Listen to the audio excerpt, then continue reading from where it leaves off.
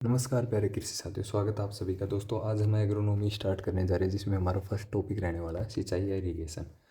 दोस्तों ये टॉपिक बहुत ही बड़ा वैसे और इम्पोर्टेंट टॉपिक भी है। इससे दो तीन क्वेश्चन आ ही जाते हैं, दो क्वेश्चन तो मान कर ही चलो इससे। एक परियोजनाओं वगैरह से आ जाए, दूसरा जल मांग वगैरह सिंचाई निर्धारण की विधियाँ वगैरह उनसे आ जाए। ठीक है, तो दोस्तों चलिए स्टार्ट करते हैं। देखो सिंचाई सबसे पहले अपने को ये बेसिक पढ़ लेते हैं। सिंचाई पौधों को कृत्रिम रूप से दी जाने वाली जल की मात्रा आप सबको पता है। यहाँ पर थोड़ा ध्यान रखना है, सिंचाई प्रबंधन और प्रशिक्षण संस्थान कोटा में स्थित है। ठीक है, उसके बाद ये थोड़ा परियोजनाओं वाला टॉपिक से हो गया। किसी यानी कि अपने एग्रोनॉमी में इरिगेशन में ये चीज़ें नहीं आती, ये स्पेशली ज्योग्राफी के अंदर आती हैं सिंचाई वाले टॉपिक में। ठीक है, तो दोनों को यहीं पर कर दिया है, अलग अलग जगह ना पढ़ना पड़े ताकि। अब देखो सिंचित क्षेत्र है ना भारत के अंदर, ग्रोस इरिगेटेड एरिया है 11.65 मिलियन हेक्टेयर। ये डाटा वाला क्वेश्चन है, ये आपको याद करना ही पड़ेगा। और नेट इरिगेटेड एरिया है 8.25 मिलियन हेक्टेयर। ठीक है, सबसे ज़्यादा यानी कि सिंचाई कहाँ पर होती है? यूपी के अंदर। ठीक है, यूपी प्रथम स्थान पर है, राजस्थान तीसरे स्थान पर है, द्वितीय स्थान पर मध्य प्रदेश है, जो जरूरी नहीं है याद करना। ठीक है, अब उसके बाद राजस्थान में देखो 101 लाख हेक्टेयर भूमि है ना, वो सिंचाई के अभाव में बंजर पड़ी है। देखो जैसे यानी कि जैसलमेर, बीकानेर, बाड़मेर, चूरू। ठीक है, और ये तो शुष्क क्षेत्र हो गए। अर्ध शुष्क क्षेत्र में भी ऐसा ही हाल हो रहा है अब ज़्यादातर जगह पर। ठीक है, बारिश अच्छी हो जाती है तभी तो इसे मानसून का जुआ कहते हैं भारतीय कृषि को। बारिश अच्छी हो जाती है तो बढ़िया खेती हो जाती है। बाकी 101 लाख हेक्टेयर भूमि सिंचाई के भाव से बंजर पड़ी है। अब देखो सिंचाई परियोजनाएं देखते हैं। सिंचाई परियोजनाओं में सबसे पहले लघु सिंचाई परियोजना, जो 2000 हेक्टेयर से कम भूमि पर होती है। ठीक है, मध्यम सिंचाई परियोजना 2000 से 10,000 हेक्टेयर भूमि पर। यानी कि 2000 हेक्टेयर भूमि को सिंचाई कर रहे हैं अपन जिस परियोजना के तहत, सरकार की जो परियोजना आती है उससे, यानी कि नहरों वगैरह से, बांध वगैरह से, जैसे भी अपन सिंचाई कर रहे हैं 2000 हेक्टेयर से कम भूमि पर कर रहे हैं तो लघु सिंचाई परियोजना हो गई। 2000 से 10,000 हेक्टेयर पर मध्यम, और 10,000 ज़्यादा पर वृहद सिंचाई परियोजना। ये थोड़ा आ सकता है, यानी कि नॉर्मल बेसिक क्वेश्चन है, ज़्यादा लेवल का भी नहीं है। अब यहाँ से क्वेश्चन हमेशा आता है वाटर शेड। वाटर शेड आपको एक बार बता दूं होता क्या है, यानी कि जैसे अपन ने कहीं पर भी जल को रोक कर रखा है। ठीक है, तो उस जल को एक निर्धारित बिंदु या निश्चित बिंदु से बाहर निकालने या निष्कासित करने की जो वो होता है प्रक्रिया, उसको वाटर शेड कहते हैं। यानी कि किसी जल को एक निश्चित और निर्धारित बिंदु से निष्कासित करना, वो वाटर शेड कहलाता है। अब इसके अंदर वाटर शेड के अंदर देखो मिनी, माइक्रो, मिली, सब माइक्रो और मैक्रो, 5 प्रकार का होता है। ठीक है, मिनी के अंदर 1 से 100 हेक्टेयर। ठीक है, और माइक्रो के अंदर 100 से 1000 हेक्टेयर भूमि में बना होता है। ठीक है, मिली है 1000 से 10,000 हेक्टेयर भूमि में रहता है, और सब माइक्रो 10,000 से 50,000, और मैक्रो है वो 50,000 हेक्टेयर से अधिक भूमि में। अब यानी कि इससे 2015 वाले सुपरवाइजर एग्जाम में क्वेश्चन आया हुआ है और डब्ल्यू वगैरह में भी आया हुआ है, तो ये इंपॉर्टेंट है, इससे आ सकता है। मिनी, माइक्रो, मिली, सब माइक्रो और मैक्रो, ये अपने को अच्छे से याद करना है। अच्छे से याद करने के लिए अपने को ये आज या तुम वीडियो देखने के बाद इसको चार्ट पर लिख कर अपने दीवार पर लगा दो। ठीक है, स्टडी टेबल पर लगा लो, क्योंकि ये जब अपने याद तो हो जाता है लेकिन जब एग्जाम में आता है तब अपन कंफ्यूज हो जाते हैं इसमें। अब सिंचाई का महत्व, इसमें ज़्यादा कुछ नहीं पढ़ना, बस ये याद रखना जीव द्रव्य में जल की मात्रा 85 से 90% होती है, और जीव द्रव्य पौधों के जीवन का आधार होता है।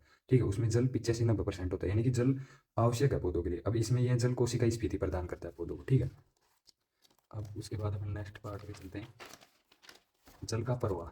देखो सिंपल सी याद रखना, जल का प्रवाह है ना सबसे ज़्यादा, यानी कि सबसे मर्दा में सबसे ज़्यादा होता है। मर्दा से फिर जल ऊपर जाता है जड़ में, जड़ से ज़्यादा तने में, तने से जाता है पत्तियों में, पत्ती फूल वगैरह। ठीक है, पत्तियों से फिर वाष्पीकरण होता है ना जो, ठीक है, वाष्पीकरण के तहत ये वायुमंडल में जाता है। और वायुमंडल में भी दो प्रकार के हो गए, शुष्क वायुमंडल हो गया, एक आर्द्र वायुमंडल हो गया। तो शुष्क वायुमंडल में यानी कि -1000 बार पर होता है, ठीक है, जल। और आर्द्र वायुमंडल में -100 बार होता है जल का नियतांक, है ना। तो यानी कि जल मर्दा, मर्दा से जल पौधा लिया, जड़, जड़ में तना, तना से पत्ती में गया, पत्ती से वायुमंडल में गया। शुष्क और अर्धशुष्क, शुष्क और आर्द्र दो वायुमंडल हो गए, जिनमें से आर्द्र के अंदर यानी कि -100 बार पर, और शुष्क पर -1000 बार पर।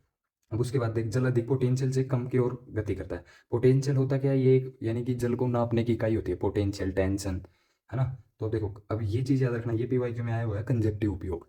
ठीक है, कंजक्टिव उपयोग होता क्या है? वाष्पीकरण, वाष्पीकरण प्लस उपापचय जल क्रिया में यूज किया गया जल, यानी कि पौधों द्वारा वाष्पीकरण, इवो ट्रांसपरेशन। ठीक है, इवोपरेशन और ट्रांसपायरेशन, और प्लस में उपापचय क्रियाओं में यूज किया गया जल। उपापचय क्रियाओं में पौधा 1% जल यूज करता है। ठीक है, बाकी 99% जल का लॉस यहीं पर हो जाता है, भोजन बनाने में, वाष्पीकरण में, सूर्य के प्रकाश वगैरह से। ठीक है, अब क्वेश्चन ये घुमाकर ऐसे आ सकता है, ऐसे आ सकता है कि कंजक्टिव उपयोग क्या होता है। तो कंजक्टिव उपयोग क्या होगा? सतह प्लस अधोसतह जल को एक साथ मिलाकर सिंचाई करना। जो जल सतह का जल है, ठीक है, अपने यानी कि बारिश वगैरह का जल है, या फिर जो भी एकत्रित किया हुआ जल है, या फिर अपने कुएं वगैरह यानी कि जो सिंचाई संसाधन है वहाँ से जो जल है उसको, और अधोसतह के अंदर जो जल है, दोनों को मिलाकर सिंचाई करना। इसमें दो टर्म्स हो सकती है, या तो मान लो यानी कि जो जल है अपने सतह पर या अधोसतह पर जल पाया जाता है उसकी क्वालिटी खराब है, ठीक है, लवणीय जल है तो उसमें अपन दूसरा जल मिलाकर सिंचाई कर दिया, वो भी कंजेक्टिव उपयोग से हो गया। ठीक है, अब उसके बाद देखो मृदा जल। मृदा जल दो प्रकार का होता है, भौतिक जल और जैविक जल। ठीक है, ये इंपॉर्टेंट टर्म है, यानी कि एक क्वेश्चन पड़ेगा ना तो यहाँ से पड़ेगा ये हर बार, यानी कि लेवल के क्वेश्चनों में तो यहाँ से क्वेश्चन आता ही आता है। ठीक है, यानी कि सिंचाई की विधियां वगैरह उनसे इतना लेवल का क्वेश्चन नहीं बन सकता, बस ड्रिप और फंवारा से बन सकता है। बाकी दूसरा अगर ऑप्शनल होगा लेवल का प्रश्न बनाने का तो यहाँ से बनेगा भौतिक जल एवं जैविक जल। भौतिक जल है यानी कि तीन प्रकार का होता है, ग्रेविटेशनल जल यानी गुरुत्वाकर्षण जल, केशिकीय जल और आर्द्रताग्राही जल। ठीक है, इनमें पौधों को ओनली केशिकीय जल या उपलब्ध जल ये है ना, कैपिलरी वाटर सेकंड नंबर वाला ये प्राप्त होता है। ठीक है, ग्रेविटेशनल जल है, गुरुत्वाकर्षण जल, ये -3 से अधिक पर उपलब्ध होता है। -3 से अधिक मतलब -2, -1, 0 ऐसे। ठीक है, तो वो पौधों को उपलब्ध नहीं होता। और केशिकीय जल है ये -1/3 से -31 बार पर उपलब्ध होता है। आप इसमें ज़्यादा घुसोगे तो कंफ्यूज हो जाओगे, बस आपको ये याद रखना है केशिकीय जल है -1/3 से -31 बार के मध्य पाया जाता है। ठीक है, आर्द्रता ग्राही जल -31 बार पर पाई जाती है, ये भी पौधों को उपलब्ध नहीं होता। यानी कि पौधों को जल -1/3 बार से -31 बार के मध्य उपलब्ध हो सकता है, ये चीज़ अपन समझ गए। लेकिन इसके अंदर भी क्या है, पौधों को -31 बार तक जल उपलब्ध तो हो सकता है, केस के जल पौधों को उपलब्ध होता है, लेकिन पूरा केस के जल पौधों को उपलब्ध नहीं होता। इसमें भी जल के अलग टर्म है, वो अपन पढ़ेंगे जैविक जल में। अब जैविक जल में देखो उपलब्ध जल क्या बोल रहा है कि मैं तो भाई -1/3 से -15 बार के मध्य ही उपलब्ध होता हूँ पौधों को। यानी कि -1/3 से -1/15 से -15 बार के मध्य जो जल है वही पौधों को उपलब्ध होगा। यानी कि ये जल है तो केस के जल, ठीक है, जो पौधों को उपलब्ध होता है, लेकिन पूरा उपलब्ध नहीं होता। तो -1/3 से -15 जल जो पौधों को उपलब्ध होता है उसे बोल दिया गया उपलब्ध जल। और जो पौधों को उपलब्ध नहीं होता वो हो गया -15 से कम। -15 से कम मतलब माइनस की संख्या में कम ज्यादा वाला सीन क्या होता है, आप समझो, कंफ्यूज मत होना। किस किताबों में ये ज्यादा लिख रखा है, ज्यादा इसलिए लिख रखा है कि यानी कि -16, -17 वो एक संख्या के आधार पर ज्यादा लिख दिया। और ये मैथमेटिकली अपन पढ़ रहे हैं तो मैथमेटिकली लेकर पढ़ो, देखो पढ़ना है तो, क्योंकि माइनस की संख्या में ज्यादा क्या होता है, -14, -13, -12 यही तो ज़्यादा होता है, जो जीरो के समीप होगा वो ज़्यादा होगा। तो यानी कि ये -15 से कम बोल रहा है, यानी कि -16, -17, -18 ऐसे पाया जाता है। यानी कि अपने को ये याद रखना है उपलब्ध जल और केस के जल। ठीक है, सुपर फ्लो वाटर यानी कि अधिक उपलब्ध जल, ये भी पौधों को प्राप्त नहीं होता, -3 से ज़्यादा बार पर उपलब्ध होता है। ठीक है, ज़्यादा मतलब -2, -1 जैसे ग्रेविटेशनल जल होता था ऐसे। अब देखो पौधों, मृदा में पौधों की नमी की नियतांक क्या क्या है वो अपन देख लें। सबसे पहले एफसी फील्ड कैपेसिटी या क्षेत्र क्षमता, ये -1/3 बार पर उपलब्ध होता है इसमें जल। ठीक है, यानी कि मृदा में जल की ऊपरी सीमा होती है, गुरुत्वाकर्षण जल होता है, यानी गुरुत्वाकर्षण बल लगता है ना जो पौधों में, तो मृदा के अंदर सॉरी, तो यानी कि उससे क्या है कि गुरुत्वाकर्षण बल के कारण जल नीचे चला जाता है। ठीक है, लेकिन आपने पढ़ा होगा मृदा के अंदर मृदा जल वो और मृदा वायु दो चीजों के रंध्र होते हैं, 25-25% भाग पाया जाता है। तो वो मृदा जल के रंध्र है ना, रंध्र अवकाश में मृदा जल पाया जाता है जिनमें, उन रंध्रों में एक कैपेसिटी पाई जाती है जो गुरुत्वाकर्षण बल के विरुद्ध जाकर, यानी कि उनके अपोजिट जाकर भी वो जल को ग्रहण करके रखते हैं अपने अंदर समाहित करके। यानी कि गुरुत्वाकर्षण बल तो उनको नीचे की तरफ खींच रहा है उस जल को, ठीक है, लेकिन ये बल है ना, ये फील्ड कैपेसिटी है, ये यानी कि उसके विरुद्ध जाकर, गुरुत्वाकर्षण बल के विरुद्ध जाकर जल को धारण करके रखती है। इसको बोलते हैं मृदा की उपलब्ध, यानी कि उपलब्ध जल की ऊपरी सीमा होती है। और सिंचाई या वर्षा के बाद 48 से 72 घंटे यानी कि 2 से 3 दिन बाद जो जल मृदा में रहता है वो फील्ड कैपेसिटी कहलाता है। ठीक है, ये PYQ आया हुआ है 2016, वो सॉरी 2015 में भी आया हुआ है, और ये यूनिवर्सिटी के एग्जाम होते हैं उनमें पूछा गया है, डब्ल्यू में पूछा गया है, और जेट वगैरह में भी। ये तो हर जगह हर एग्जाम में मिल जाएगा आपको PYQ में, कि सिंचाई के बाद एक बार ट्रेंड चलता है ना क्वेश्चन का, ऐसे ट्रेंड चला था इसका कि भाई सिंचाई या वर्षा के बाद 48 से 72 घंटे या 2 से 3 दिन बाद मृदा में जो जल रहता है उसे क्या कहते हैं, तो ये उसका सीन है। ठीक है, उसके बाद अपन चलते हैं PWP, परमानेंट विल्टिंग पॉइंट। ठीक है, और एक TWP होता है यानी कि टेम्परेरी विल्टिंग पॉइंट, दो टर्म्स होती हैं। ठीक है, अब देखो इसको वैसे दोनों को बोलते क्या है, विल्टिंग कोएफिशिएंट। ठीक है, विल्टिंग कोएफिशिएंट आ जाए या फिर मुर्जांक गुणांक आ जाए, यानी कि मृदा का मुर्जांक, पौधों का मुर्जांक गुणांक क्या होता है मृदा में, तो -15 बार अपने को याद रखना है, ये PYQ में आया हुआ है। ठीक है, अब ये ऐसी भी आ जाए कि PWP का मान क्या होता है मृदा में, तो भी -15 बोलना अपने को। ठीक है, विल्टिंग कोएफिशिएंट आ जाए तो भी -15 बार। और देखो इस टर्म को तो इतना खास नहीं है, PWP को याद रखो, स्थायी मलानी बिंदु। ठीक है, मुरझाया हुआ पौधा सिंचाई करने पर फिर से जीवित हो जाता है। ठीक है, उसे यानी कि PWP कहते हैं, यानी कि परमानेंट विल्टिंग पॉइंट। पौधा विल्टिंग में चला गया है लेकिन है ना वो सिंचाई कर देंगे अगर उसमें तो उसके जीवित होने के चांस होते हैं। और TWP में क्या होता है, टेम्परेरी विल्टिंग पॉइंट, यानी कि विल्टिंग होती है वो टेम्परेरी होती है, यानी कि सिंचाई दी अपन ने तो यानी कि 24 घंटे या 12 से 24 घंटे बाद ही पौधा फिर से रूटीन में एकदम सही आ जाता है, जीवित हो जाता है, तो वो तो TWP हो गया। और PWP ज़्यादा इंपॉर्टेंट है, इसमें क्या होता है पौधों का चांसेस होते हैं वो फिर से जीवित हो जाए जल देने के बाद। ठीक है, मुरझाया हुआ पौधा, इसलिए इसको मुरझांक कोएफिशिएंट कहते हैं। और इसका PWP का सूचक पौधा होता है वो सूरजमुखी होता है, बहुत ज़्यादा बार एग्जाम में आया कि PWP का सूचक पौधा कौन सा होता है, सूरजमुखी। अब उसके बाद अपन चलते हैं अल्टीमेट विल्टिंग पॉइंट। ठीक है। चरम मुरझांक गुणा क्या आखिरी मिलानी बिंदु, ये इतना इंपॉर्टेंट भी नहीं है ज़्यादा, बस ये याद रखना। इसमें पौधा जल की कमी से मर जाता है, एक बार मुरझा गया फिर उसको कितने ही पानी दे दो वो फिर से जीवित नहीं होता, ये -60 बार पर होता है। ये बार वाड़ी से ना सूची ये आप टेबल पर लगा ही लेना भाई, इससे क्वेश्चन बनने के पूरे चांसेस। ठीक है, और इसमें कंफ्यूजन के सबसे ज़्यादा चांसेस है, तो इसमें अंदर डीप ना घुसो, उतना ही बढ़िया है। ठीक है। अब सिंचाई निर्धारण देखो, ये टर्म्स अपने काम आएंगी। वैसे देखो डब्ल्यू के अंदर तो ये टर्म्स उसमें काम आती है, यानी कि वो न्यूमेरिकल्स वाले क्वेश्चन आते हैं कि भाई यानी कि किसी किसान को अपने खेत में इतनी 1 हेक्टेयर में देना है कितना, यानी कि 1 हेक्टेयर 1 mm जल देना है, तो उसमें कितना कितना पानी आ जाएगा, ऐसे यानी कि न्यूमेरिकल्स आते हैं, यानी कैसे मान लो आप। ठीक है, बहुत सारे हैं इसमें, यानी कि अलग अलग प्रकार से क्वेश्चन बनने के। बट यानी कि सुपरवाइजर में इसमें न्यूमेरिकल्स नहीं आएगा। ठीक है, बाग लगाने की वीडियो से आ जाएगा न्यूमेरिकल्स, फर्टिलाइजर से आ जाए न्यूमेरिकल्स। ठीक है, और एक आध चीज़ें और हैं जहाँ से न्यूमेरिकल्स आ सकता है, खरपतवार वगैरह में भी इतने चांसेस हैं नहीं। लेकिन फिर भी ये अपने को याद रखना है, क्योंकि सुपरवाइजर का लेवल कम रहा तो उसमें डायरेक्टली ऐसे पूछ सकता है कि भाई 1 हेक्टेयर में, यानी कि 1 हेक्टेयर 1 mm में कितना जला जाएगा। ठीक है, 1 हेक्टेयर मीटर में कितना जला जाएगा, तो ये टर्म्स अपने को याद रखना है। आपको पता है 1 हेक्टेयर के अंदर 10,000 मीटर स्क्वायर होते हैं। ठीक है, यानी कि 100 मीटर लंबा और 100 मीटर चौड़ा खेत हो गया, तो यानी कि 1 हेक्टेयर खेत है कोई, तो वो 100 मीटर लंबा हो गया, 100 मीटर चौड़ा, तो यानी कि 10,000 मीटर स्क्वायर होते हैं उसमें। 1 मीटर के अंदर 100 सेंटीमीटर होते हैं, 1 सेंटीमीटर के अंदर 10 mm होते हैं। अब आप बोलो कि ये क्यों याद करें, ये अपनी याद करें ताकि अपने ये समझ में आ जाए। ठीक है, अब देखो 1 हेक्टेयर 1 mm के अंदर कितना जलाता है, 10,000 लीटर पानी आएगा। अपने को बस ये एक टर्म याद रख लेनी है, बाकी अपने आप हो जाएंगी। 1 हेक्टेयर 1 mm के अंदर 10,000 लीटर पानी आ रहा है। ठीक है, और अगर तो फिर 1 हेक्टेयर 1 सेंटीमीटर में कितना पानी आएगा, तो उसके अंदर क्या करेंगे अपन, 1 हेक्टेयर 1 mm के अंदर पानी आ रहा था अपना 10,000 लीटर, तो 1 सेंटीमीटर के अंदर 10 mm होते हैं। ठीक है, तो इसको 1 हेक्टेयर सेंटीमीटर से पूछेगा तो 10,000 को 10 mm से गुणा कर देंगे, यानी कि पानी आ जाएगा ये रहा 10,000। ठीक है, ये 10,000 हो गए, और इसमें यानी कि 1 mm में 10 mm होते हैं, तो एक जीरो एक्स्ट्रा जुड़ गया।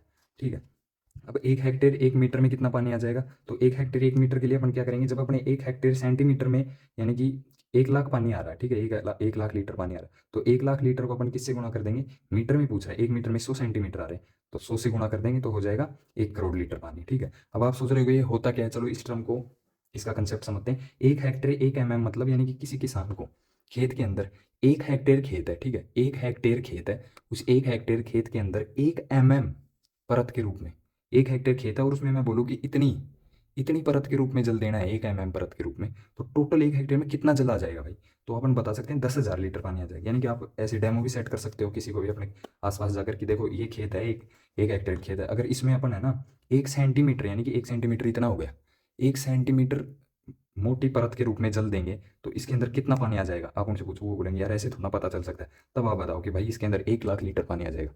ये है टर्म्स याद करने की। ठीक है, इनसे क्वेश्चन डायरेक्ट भी बन सकता है, ये थोड़ा इससे ज़्यादा चांस है नहीं, बट ये क्यूबिक मीटर वाला याद रखना, 1 क्यूबिक मीटर में 1,000 लीटर होते हैं।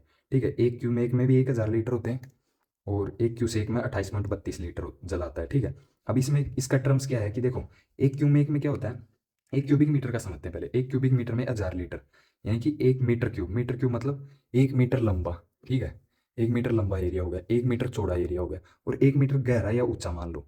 इतने इतने एरिया में कितना जल दे सकते हो, कितना जला सकता है, तो 1,000 लीटर जला सकता है। देख लो आप, 1 मीटर लंबा, 1 मीटर चौड़ा और 1 मीटर ऊंचा या गहराई के अंदर माने, तो उसमें 1,000 लीटर जला सकता है। ठीक है, और तो क्यूमेक में भी यानी कि वही मीटर क्यूब है, तो यानी कि 1,000 लीटर। अब क्यूसेक में क्या है कि फीट क्यूब प्रति सेकंड, यानी कि 1 सेकंड में फीट क्यूब में कितना जला सकता है, यानी कि 1 फीट चौड़ा, 1 फीट लंबा, 1 फीट गहराई में कितना जला सकता है 1 सेकंड, तो 28.32 लीटर। ठीक है, फीट मीटर से छोटा होता है, तो यानी कि याद रखना कि इसमें छोटी मात्रा है।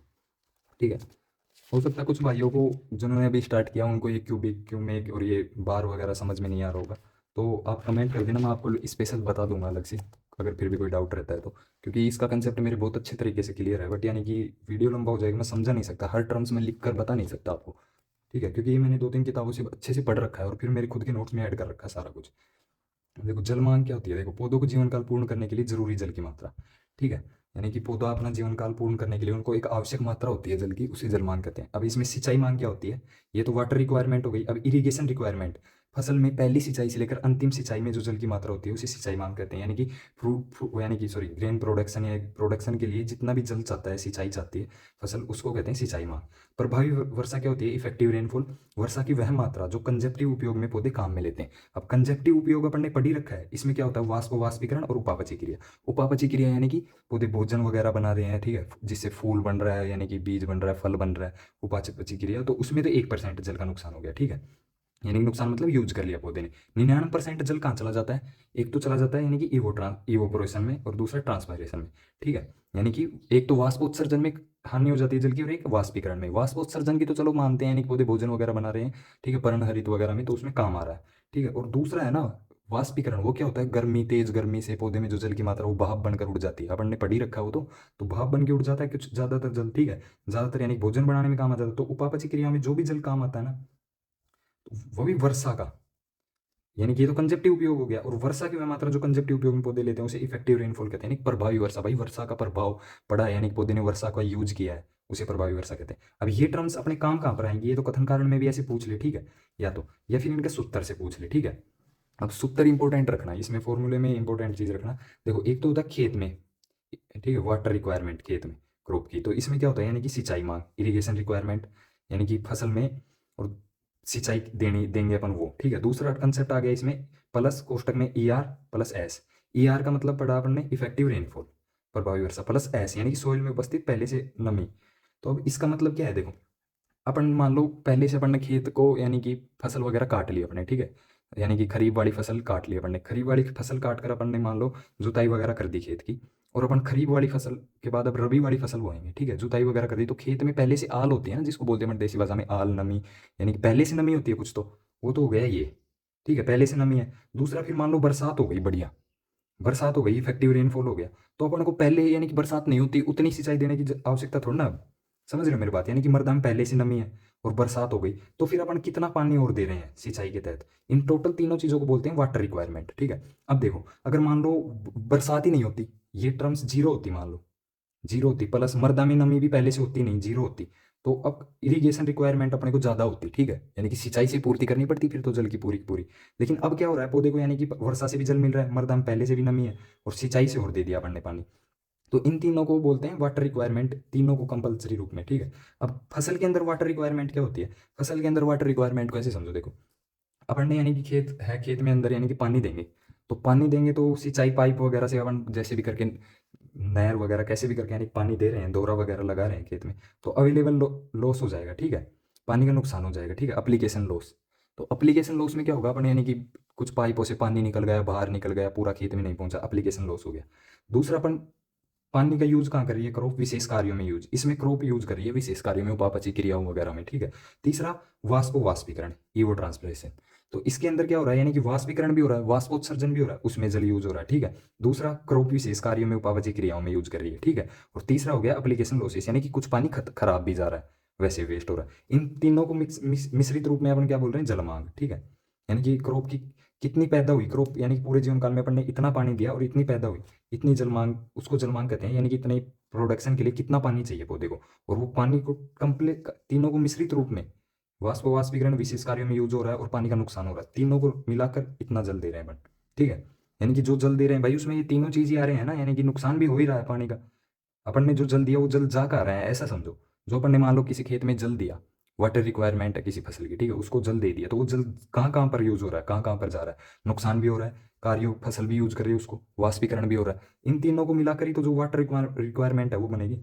अब उसके बाद देखो जल मांगी अपने को याद करनी है, वैसे तो बहुत सी क्रॉप्स की है, फिर भी अपने को क्या याद करना है? गन्ने की 1500 से 2500 mm, ठीक है। ये सेंटीमीटर में भी आ सकता है, ध्यान रखना क्वेश्चन, फिर बोल रहा हूँ क्वेश्चन अपने को ध्यान से पढ़ना है। लेवल का क्वेश्चन बन गया तो ये सेंटीमीटर में पूछ लेगा, ठीक है।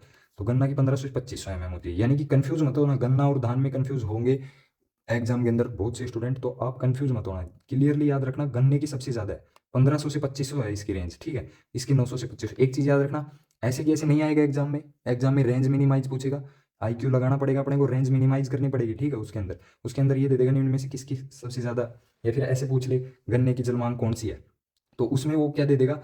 1100 से 1800 mm भी दे देगा, ठीक है। और अपने दे देगा 900 से 2500 mm भी दे देगा, और अपने यानी कि दे देगा वो 1600 से 2500 mm भी दे देगा। तो अपने को उसमें गन्ना के नजदीक है ना नियरली वाली, वो रेंज मिनिमाइज करके चूज करना पड़ेगा, ठीक है। धान की 900 से 2500, कपास की 700 से 1300, ये भी इंपॉर्टेंट है, गेहूं की 450 से 650, यानी कि 45 से 65 सेंटीमीटर भी, बाजरा की 300 से 450, सरसों की 300 से 400, ये याद रख लेना बस, आएगा तो इनमें से पड़ जाएगा, ठीक है। अब सिंचाई निर्धारण, ये इंपॉर्टेंट है, इनको एक बार बेसिक बेसिक पढ़ लेना, सिंचाई निर्धारण की विधि है, ज़्यादा कुछ भेद नहीं पढ़ना इसमें, ठीक है। अगर चाहो तो अपन अभी इस नोट्स में पढ़ लेते हैं, इनमें सबसे इंपॉर्टेंट ये विधियाँ तो आपको पढ़नी है, ग्रेविमेट्रिक विधि, टेंशियोमीटर या इरोमीटर विधि, जिप्सम ब्लॉक विधि, न्यूट्रॉन विधि, ठीक है। ये श्रेष्ठ विधि है न्यूट्रॉन स्पेक्ट्रिंग विधि। इसके अंदर यानी कि मानव रोग भी होता है, ठीक है, रोग होने की भी संभावना होती है। इलेक्ट्रॉन डिटेक्टर होता है इसके अंदर, ठीक है।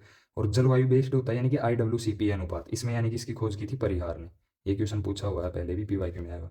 और क्रांतिक अवस्था क्या कर रहे, तो सभी फसलों की अपने को क्रांतिक अवस्था याद करनी है, ठीक है। इसके बाद दोस्तों हम पढ़ते हैं जल उपयोग दक्षता, ठीक है। जल उपयोग दक्षता क्या होती है कि यानी कि फसल को अपन जल दे रहे हैं तो कितना उस जल को उपयोग कर रही है और अपने को बदले में कितना प्रोडक्शन दे रही है। समझ रहे हो मेरी बात को? यानी कि अपन फसल यील्ड कितना दे रही है और जल उपयोग कितना कर रही है, उसको बोलते हैं जल उपयोग दक्षता।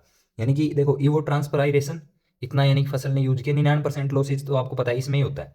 तो ईवो ट्रांसपायरेशन यानी कि जितना हो रहा है, ठीक है, वाष्पीकरण जितना फसल में हो रहा है उसके बदले कितनी यील्ड दे रही है, उसको बोलते हैं जल उपयोग दक्षता, ठीक है। अब देखो सिंचाई की विधियां, ये इसमें इंपॉर्टेंट विधियां देख लो कौन सी है। वलय, इसमें यानी कि पौधे के, यानी कि ये है प्लांट है, ये फल वृक्षों में ज्यादा अपनाई जाती है। इसमें क्या करते हैं, प्लांट है, प्लांट के चारों ओर मिट्टी चढ़ा दी जाती है, ठीक है, और उसके बाद उसका घेरा बनाया जाता है, और ये घेरे एक दूसरे से जुड़े हुए होते हैं, तो जल आएगा चारों में फैलेगा और फिर वो अगले पौधे में जाएगा। लेकिन इसमें क्या है, मिट्टी चढ़ी रहती है जड़ क्षेत्र के पास, तो इसमें रोगों का स्थानांतरण नहीं होता एक दूसरे में, ठीक है। तो ये श्रेष्ठ विधि है, ठीक है। और उसके बाद यानी कि केवलिगेशन विधि है, ये भी यानी कि इंपॉर्टेंट विधि है, ठीक है। उसके बाद सरज, ठीक है, ऑन ऑफ विधि। उसके बाद फंवारा विधि और ड्रिप, ये तो आपको पता है इंपॉर्टेंट है, ये दोनों तो इंपॉर्टेंट है ही है, ठीक है। इनमें प्रेशर कितना होता है, कितनी जल की बचत होती है, जल उपयोग दक्षता कितनी होती है, ये सारी चीजें याद रखनी है आपको। और सरज इंपॉर्टेंट है, ठीक है।